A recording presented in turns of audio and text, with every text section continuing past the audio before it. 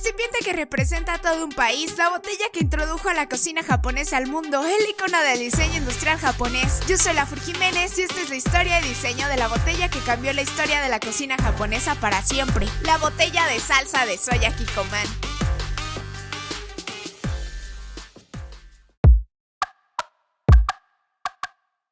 Seguramente conoces la cocina japonesa, aquella cocina sencilla con base a arroz y pescado siempre frescos, tradicionalmente presentada en platillos como el sushi, el miso, el tsukemono, los fideos, el tempura, entre otros. Bueno, pues toda esta típica comida japonesa desde hace más de 10 siglos ha estado acompañada por un líquido hecho a base de granos de soya fermentados como condimento, llamado salsa de soya. Pues esta famosa salsa originaria de China comenzó a fabricarse en Japón, en la región de Noda, en Kanto, muy cerca de la ciudad de Edo, lo que hoy es Tokio, y con la intención de llevar salsa de soya de Noda a Edo, las familias que eran propietarias de la industria de productos hechos a base de soya, Mogi, Takanashi y Horikiri, en 1917 fusionan sus negocios llamándose Noda Soyu y comienzan a mover sus productos derivados de la soya al resto del mundo, en el único y más común método para la época, barriles y botellas. Y durante toda la Segunda Guerra Mundial, la soya y su distribución se mantuvieron un poco en pausa, pero estables, ya con botellas bajo el nombre que finalmente adoptaría su marca, Kikkoman. Y es hasta una vez finalizada la guerra, recordemos que Japón es quien toma la decisión de rendirse por la bomba atómica, cuando en 1950 surge la necesidad de crear distintos recipientes de distinta capacidad cada uno.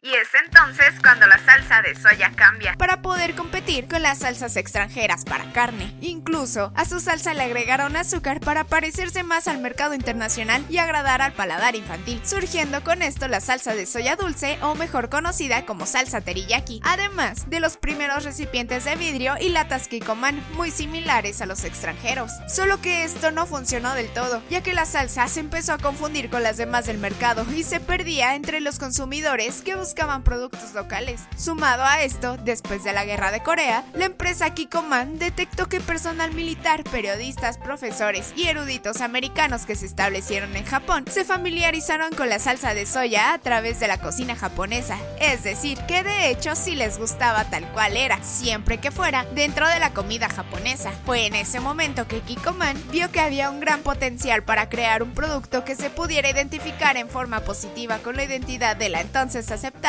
cultura japonesa, y en 1957 toman una decisión contundente: promocionarse como lo que eran, un producto extranjero para comida extranjera y específicamente japonesa, ya que tampoco querían relacionarse con la salsa de soya china, ya que esta había evolucionado para usarse al momento de estar cocinando en mayores cantidades y de menor calidad, a diferencia de la japonesa, que evolucionó más hacia la parte de condimentos, con una degustación muy por encima de la china y de mayor calidad. Para todo esto era fundamental hacerse de un envase que, además de transportar la salsa en cantidades moderadas y de forma segura, fuera un referente de su región de origen, Japón, y que con la forma del envase se pudiera contar la manera de usarla, es decir, como condimento. Además, que pudiera ser parte no solo de la cocina para ser vertida en otro recipiente, sino que también la botella fuera bella para estar en la mesa y ser un componente adicional a una fina vajilla, una creación con pautas que para ese entonces, donde los recipientes se limitaban a transportar contenidos no siempre seguros e imitar a la cultura de industrialización extranjera, era casi inimaginable, si no fuera porque en ese momento en Japón existía ya una persona que había demostrado que crear un objeto impecablemente funcional y bello era posible: el diseñador Kenji Ekwon. Kenji Ekwon, por su ya destacada trayectoria, fue contactado por el ambicioso proyecto siempre guiado por tres palabras clave: comodidad, conveniencia y función. Su principal problema: cómo hacer una botella que el extranjero pudiera identificar como tradicional japonesa para soya, si hasta ese momento no existían recipientes exclusivamente japoneses para soya. Y es que para ese momento solo existían recipientes y ya, ninguno era usado específicamente para la salsa de soya. Así que, ¿de dónde podría partir? Tuvo una idea: la única botella japonesa tradicional y reconocida internacionalmente, la botella de sake. Así que tomó de esta la forma ancha de la parte inferior y estrecha cercano a la boquilla. Así tendría el significante recipiente tradicional japonés reconocido internacionalmente cubierto. Y de las manos obtuvo las dimensiones y el peso, pues al ser un recipiente para la mesa necesitaría cumplir con las medidas para ser tomada con la mano de una manera elegante de solo 3 dedos en la parte angosta y pesar lo suficiente para poder servirse de forma cómoda. Pero surgió otro problema, y es que al servir algo pensado para hacer un condimento, a diferencia de otros dip que son más espesos, este al ser tan líquido tiende a desbordarse de más, seguido de cada golpe que le entra de aire, y al poner en vertical de nuevo termina desparramándose sobre la botella ensuciando la mesa. Con esta suciedad presente no se ganaría un lugar como parte de la vajilla. Así que, ¿cómo dosificar la cantidad sin que al final gotee? Él ideó entonces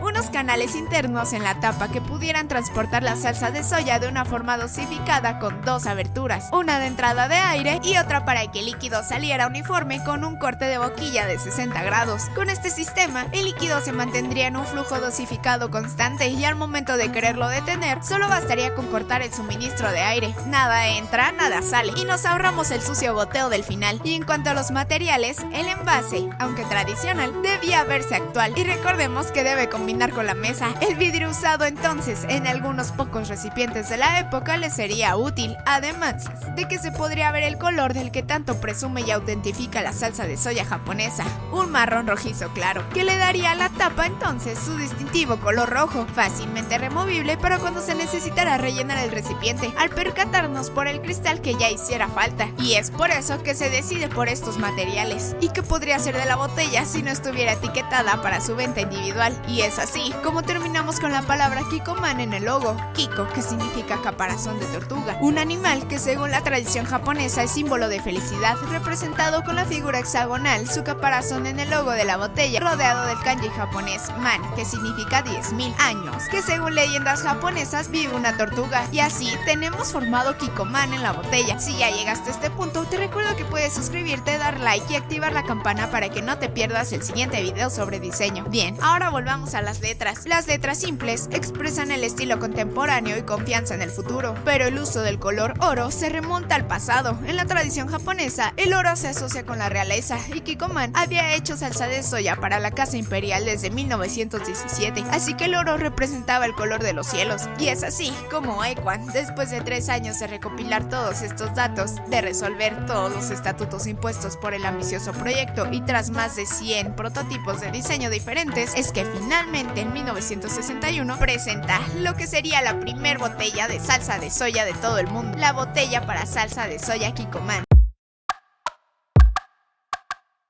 La botella rápidamente se volvió un éxito, y es que más que comprar el producto de soya, se estaba comprando la primer botella para salsa de soya y una experiencia elegante de consumo a la mesa. 4 dedos para sostener y dosificar con el dedo índice, para después ser devuelto al sitio donde claramente pertenecía a la mesa, todo de una forma totalmente limpia y casi ceremonial. Kikoman por fin pudo transportar salsa de soya de una forma segura y las ventas se incrementaron rápidamente, pues los consumidores podían ver por fin la pureza del producto y distinguir que se trataba de un producto de alta calidad tradicional japonés para comida japonesa, que no tenía comparación con ninguno en el mercado. Así que lo habían logrado, habían conquistado las ventas extranjeras en todo sentido, pero sucedió algo más impactante que nadie esperaba, y es que si la botella había sido concebida para suministrar un producto indispensable para la comida japonesa en formas que asemejaban a la cultura en Japón, los japoneses no pudieron evitar verse representados con esta botella en todo el mundo. Después de todo, esta se creó para representar a Japón, así que indirectamente y de forma casi inmediata, esta botella se convirtió en un símbolo internacional para Japón, tan importante como su bandera. Hoy en día, con solo unas pocas variantes en la etiqueta, como la introducción del nuevo color naranja, que tiene propiedades estimulantes del apetito, y algunas ediciones especiales más juveniles, la icónica botella de salsa de soya de Kenji Equan, tras 9 años después de su muerte, sigue vigente y acumulando entusiastas por la comida, la cultura y el diseño por todo el mundo, quienes reconocen en esta la proeza de lo inimaginable posible en el diseño. ¿Qué te parece? Yo soy La Fur Jiménez y nos vemos en el siguiente video. ¡Chao!